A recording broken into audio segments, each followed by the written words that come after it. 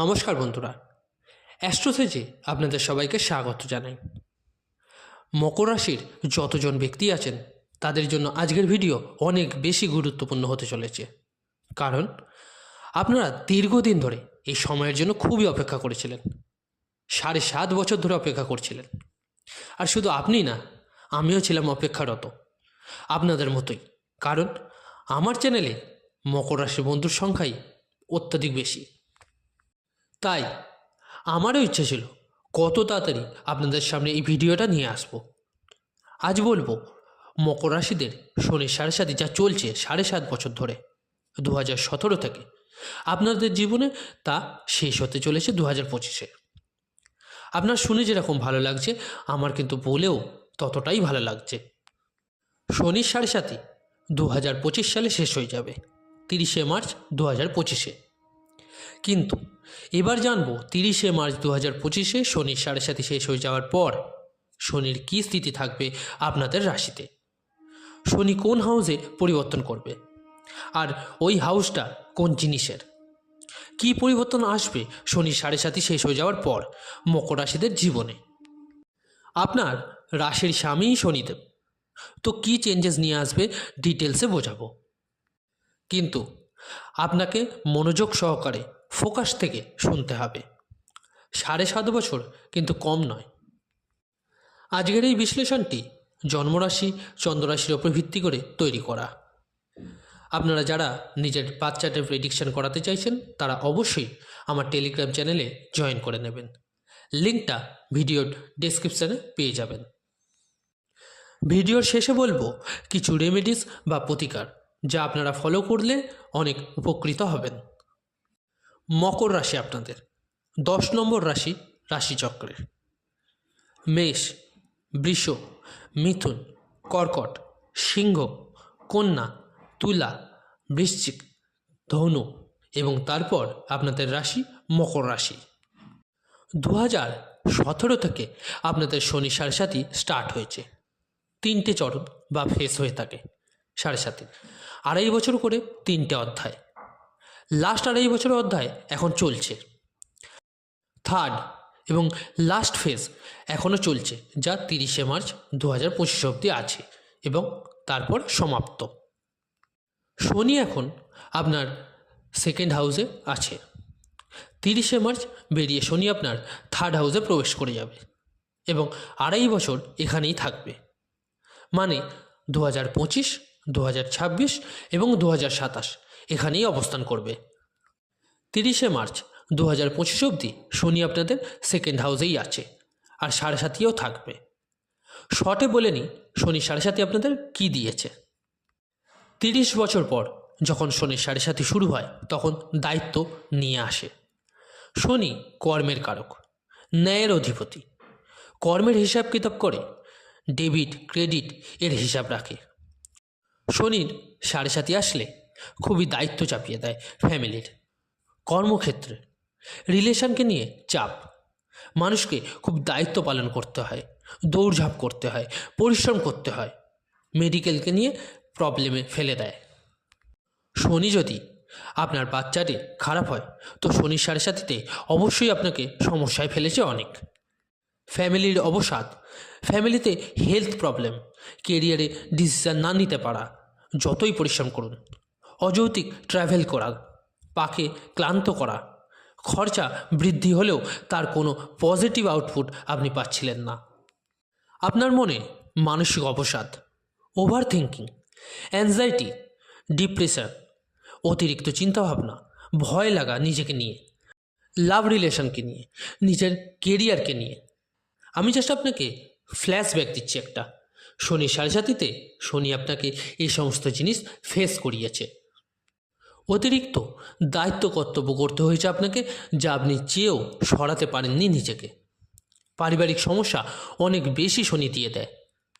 কিন্তু যদি আপনার বাচ্চাটে শনি স্থিতি ভালো হয়ে থাকে, স্বরাশির হয়, উচ্চ হয়, ভালো স্থিতিতে শনির অবস্থান করে থাকে, তো শনির 7.5 বছরে আপনাকে অনেক কিছু দিয়েওছে, যা এর আগে আপনি পাননি তা 7.5-তে পেয়েছেন।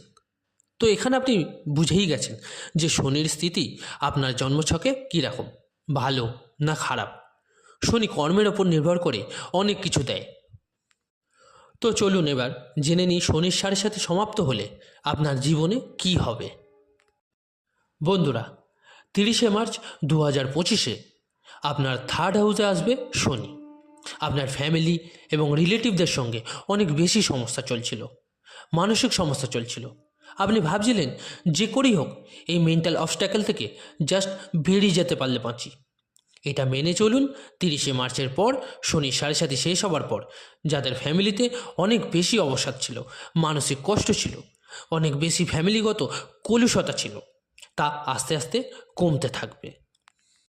যেসব ব্যক্তিদের দাঁতের ইস্যু ছিল বা আপনার মুখ রিলেটেড সমস্যা ছিল, ইনফেকশন ছিল, আই প্রবলেম ছিল, এখন থেকে সেই সমস্ত মকর রাশিরা অবশ্যই বেরিয়ে আসতে পারবেন। আপনি অর্থ সঞ্চয়, সেভিং করার খুবই চেষ্টা করছিলেন, হয়তো সেভিং করেও ছিলেন, কিন্তু খরচা অধিক হচ্ছিল। যা সেভিং ছিল তাও হাত থেকে বেরিয়ে গেছিল। এবার আপনি সেভিং করতে সক্ষম হবেন।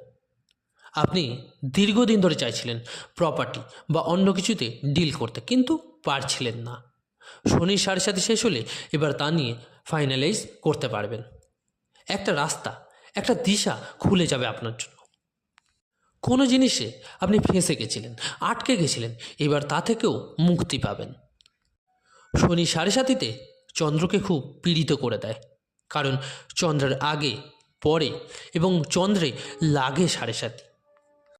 চন্দ্র আমাদের মনের কারক হয়, তো মনকে পীড়িত করা, মানসিক অবসাদ দেওয়া, অ্যাংজাইটি, ডিপ্রেশন দেওয়া। এবার চন্দ্র থেকে যেই দূর হবে, যত মেন্টাল ডিপ্রেশন ছিল, খুবই বেশি চিন্তিত ছিলেন, চন্দ্র রিল্যাক্সড হয়ে যাবে, মুক্ত হয়ে যাবে, ফ্রি হয়ে যাবে। যা আপনার ভেতরে টেনশান, অ্যাংজাইটি, ভয় আছে, তা দূর অবশ্যই হবে। খুবই বড় চেঞ্জেস আসবে আপনার মধ্যে। শনির দৃষ্টি আপনার 4th হাউসে ছিল এতদিন, তাই মায়ের কষ্ট, মায়ের সমস্যাও ছিল, তা দূর হবে। যাদের কনস্ট্রাকশন কাজ থেমে গেছিল বা যাদের প্রপার্টি রিলেটেড কাজ হোল্ডে ছিল, প্রপার্টি নিয়ে প্রবলেমে ছিলেন, এবার তা ঠিক হয়ে যাবে।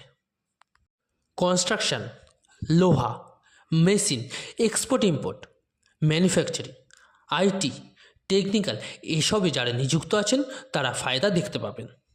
যেসব মকর রাশিরা আইটি কোম্পানির ওনার বা এখানে কাজ করেন, তাদেরও গেইন হবে।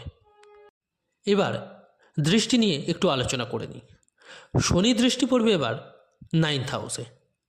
ভাগ্যস্থানে দৃষ্টি হওয়ার ফলে নিজের কথাবার্তার ঠিক ইউজেস করবেন।